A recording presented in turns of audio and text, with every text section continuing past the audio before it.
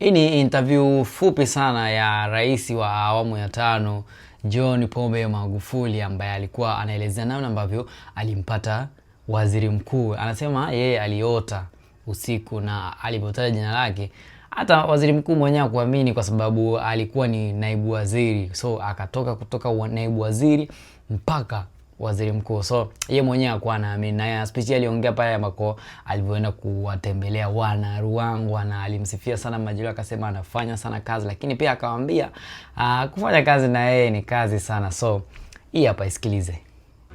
Nilipata shida sana namna ya kumtafuta, na hili nalisema kwa dhati, wala siwafichi. Wapo waliokuwa mawaziri, wapo waliokuwa manaibu waziri, wapo waliokuwa wabunge. Kwa hiyo nilikuwa na mtihani mkubwa, na mtihani huo ilibidi nimuombe sana Mwenyezi Mungu anisaidie. Siku ya mwisho ya kutangaza jina, na nakumbuka siku hiyo sikulala vizuri, jina lililokuwa linakuja ni la Majaliwa.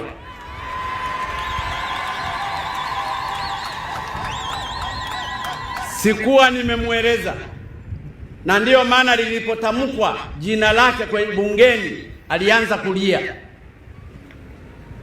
kwa sababu hata yeye hakutegemea kuwa mbunge, hakutegemea kuwa waziri mkuu. Kwanza alikuwa ni naibu waziri. Utoke kwenye unaibu waziri uruke haya madarasa yote mpaka ukawe waziri mkuu. Hongereni sana wana Ruangwa, mlichagua mtu mwema. Na nataka niwaeleze kwa dhati kabisa, bila unafiki, nimekuja mimi ziara hapa ya Ruangwa kuja kumpongeza Mheshimiwa Kassim Majaliwa. Anafanya kazi vizuri, ananisaidia vizuri. Hata kufanya kazi na mimi ni kazi ngumu,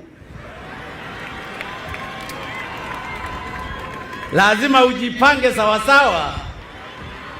Na hili nawaeleza ukweli, kwa sababu na mimi ni mgumu, lakini ndugu Majaliwa ameweza. Ama kwa hakika tutaendelea kumkumbuka sana rais wetu hayati John Pombe Magufuli, na Mungu ailaze roho yake mahali pema peponi. Amen. Usiache kusubscribe kwenye my YouTube channel @Melo_59, kulike na kushare for more.